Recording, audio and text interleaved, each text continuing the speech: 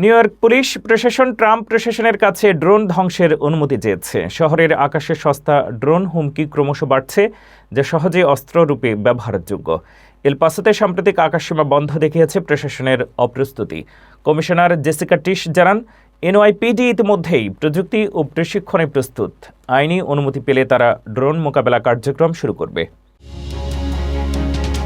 New York পুলিশের commissioner Jessica টিশ বলেছেন, শহরের আকাশে ড্রোনের বৃদ্ধি ক্রমশ বিপজ্জনক হয়ে উঠছে। তাই পুলিশ প্রশাসন চায় ট্রাম্প প্রশাসন তাদেরকে ড্রোন ধ্বংসের অধিকার প্রদান করুক। বর্তমানে পুলিশ ড্রোন শনাক্ত করতে পারলেও সেগুলো ইলেকট্রনিকভাবে নিষ্ক্রিয় করতে পারে না। টিশ জানিয়েছেন, ড্রোন হুমকি মোকাবিলায় এনওয়াইপিডি বহু মিলিয়ন ডলার বিনিয়োগ করেছে এবং প্রশিক্ষণ সম্পন্ন করেছে। আমরা যত তাড়াতাড়ি আইনি অনুমতি পাব, সেদিনই ড্রোন হুমকি মোকাবিলা শুরু করব। গতকাল এল পাসোতে ফেডারেল কর্তৃপক্ষের আকাশসীমা বন্ধ করেছে, যেখানে মেক্সিকোর কার্টেল ড্রোন পাঠানোর হুমকি দেখা দিয়েছিল।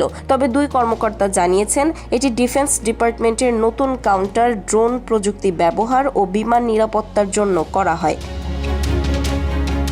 বিশ্বব্যাপী, বিশেষ করে ইউক্রেনের যুদ্ধক্ষেত্রে ড্রোন ব্যবহার বেড়েছে এবং সস্তা ড্রোন উৎপাদনের প্রযুক্তি ছড়িয়ে পড়ায় ছোট গোষ্ঠী ও ব্যক্তি সহজেই ড্রোনকে অস্ত্র হিসেবে ব্যবহার করতে পারছে।